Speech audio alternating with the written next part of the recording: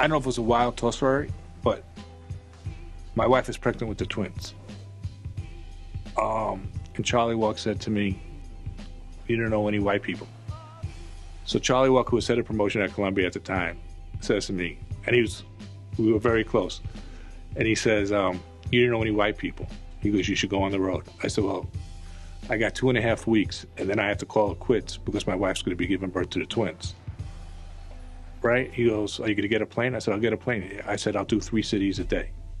What's 3 times 2.5 weeks? 3 cities a day. So it's 20. It was like, we did like 50 cities in 2 weeks.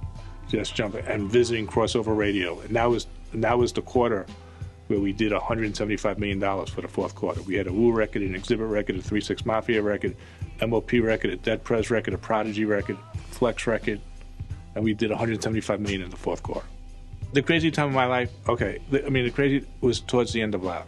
A lot of death threats. Got into a serious depression, got addicted to pills that nobody really didn't know what I wanted to do anymore. And a lot of people died.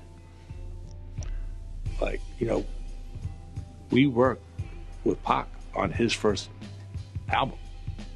He would stay at my house, lived at my house. And then when we sold to Sony, you showed me an article earlier, but there was that, now I remember, there was that article, the Wall Street Journal article, and then I was on the cover of Forbes. And people started counting my money. And it's something that I wasn't used to. I got in a crazy depression.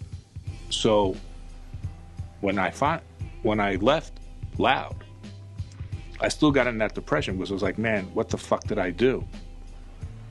And I remember Heavy D calling me. He goes, "I'm coming over." I'm like, "No, you're not." And he comes over. I'm in bed. Him and my wife were very close. And Hev was truly just family. And I actually think my wife called him and said, "You got to do something." Like, I was crying for like a week. He comes, punches me in the face.